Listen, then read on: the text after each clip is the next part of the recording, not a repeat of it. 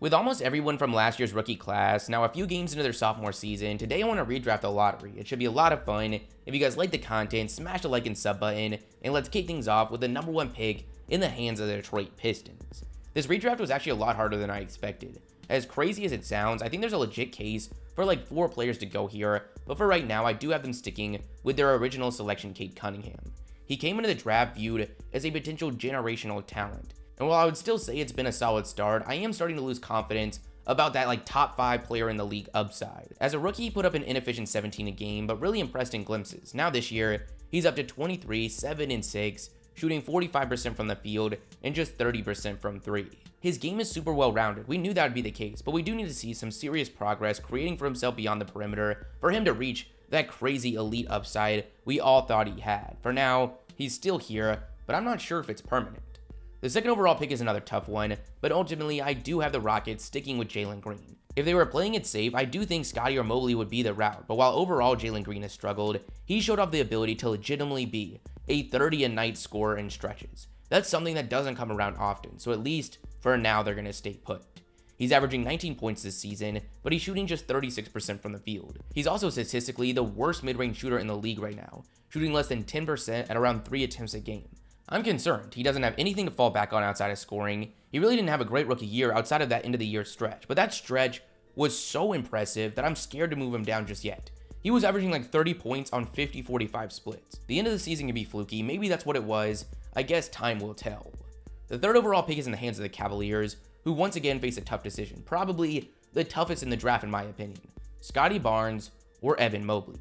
Mobley's a defensive player of the year level defender with a solid offensive game, but lacks too much upside on that end. Scotty's an extremely solid defender with a lot of upside offensively. It's close, but I do lean Scotty right now ever so slightly.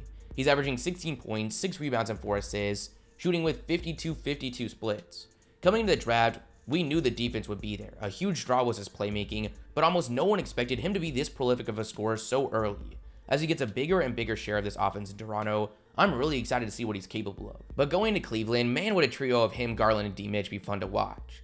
The fourth overall pick is the Raptors, and their decision is made for them. They go Evan Mobley. Evan Mobley has quickly become one of the league's elite defenders. As we talked about in the last video, he actually has some of the better odds for Defensive Player of the Year.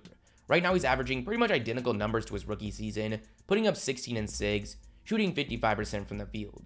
The only thing that's caused Mobley to slip just a tiny bit is his offensive upside compared to the players ahead. I think there's a serious misconception on where his offensive game is right now. Only around 10% of his attempts come in the mid-range. From 3, he gets up just around an attempt a game where he shot 25%, exactly what we saw as a rookie. Every once in a while, he has these clip-worthy moments where he takes a player off the dribble or hits an impressive 3 that's really giving the wrong impression on what he's doing on a nightly basis. There's something to be said about his freedom within this offense, but as of right now, I think he's got an incredible career ahead, but I think 4 is the right spot. The 5th overall pick is in the hands of the Magic, who originally went with Jalen Suggs. At the time, it felt like great value, but as a rookie, he was easily the most disappointing of the top selections. In limited time out there this season, it's looked a little better, but there's no way they stick with that pick. Instead, they go Franz Wagner, who they originally got just at a different place. There's a few guys whose upside really interest me here, but I don't think we can go with anyone else right now. This year he's averaging 16, 4, and 4. The efficiency hasn't been great to start the season, but after such an impressive rookie year, I think he'll be just fine. He's got such a well-rounded game that I think he's just going to be a seamless fit alongside Ben Carroll for a very long time. The 6th overall pick belongs to the Thunder, who originally made one of the most surprising selections of the draft, taking the chance on a 6'8" Australian point guard Josh Giddey, a decision that in retrospect looks like the right one. I don't think they decided to go elsewhere. Now, he's only played 4 games so far this season, where he's putting up pretty much identical numbers to his rookie year of 13, 6, and 6. His playmaking is truly special. We've seen a lot of progress attacking the basket from him to this point, but I do have to say, I can't help but be concerned about his ability as a perimeter threat. But right now, there's just not a player showing enough for them to pass on what he could be. So we didn't see too much crazy movement through the first 6 picks, but that completely changes from this point on. The Warriors hold the 7th overall selection, where they originally took Jonathan Kaminga, a player that, while impressive at moments, still hasn't shown enough to hold on to a consistent piece in their rotation. Here they decided to go with a guy that would absolutely thrive in a scenario like Golden State, Herb Jones. He's only played 3 games so far this year, but as a rookie, was one of the biggest surprises of the class, originally being selected by the Pelicans in the 2nd round. He averaged 10 points and 4 rebounds on solid splits, but it was his defense that had everyone excited. He's an incredibly versatile defender that'll be a consistent name in the all-defensive teams for the rest of his career. Here, the Warriors are jumping up and down on the chance to bring him in. The 8th overall pick is going to be the Magic's 2nd selection. There's a few players I could go with, but I actually have them going with Trey Murphy. If they want to go chasing upside, there's definitely some other options, but I think what we've seen from Murphy this year is legit. He had a solid rookie year, proving to be a solid defender and reliable three-point threat. Now this year, he's averaging 15 and 6, shooting 54% from 3. I'm sure in a couple years, a few players that go after him are going to develop into no-brainers to go here, but right now it's just hard to say who those players are going to be. I think the Magic walking away with Murphy and Wagner would really set them up going forward. The 9th overall pick belongs to the Sacramento Kings, who decided to grab Alperen Sengun. It's hard to argue with the progress we've seen from him already. He put together a decent rookie year, really just being a well-rounded rotational big, and now this season, he's taken a big jump. He's averaging 17 points and 10 rebounds, shooting 57% from the field. Just last night, he dropped 26 points and 13 rebounds on the Clippers. He showed off some really impressive moves off the dribble that honestly had me thinking he might end up a lot higher than this very soon. The 10th overall pick is where things really start to get tough in my opinion. It's the Pelicans here, so ultimately I have them deciding to address their hole at the point guard position, getting Ayo Dosunmu of the Bulls. Ayo has taken full advantage of the injury to Lonzo Ball. This year he's averaging 13 points, 4 rebounds, and 3 assists, shooting 53% from the field and 43% from 3.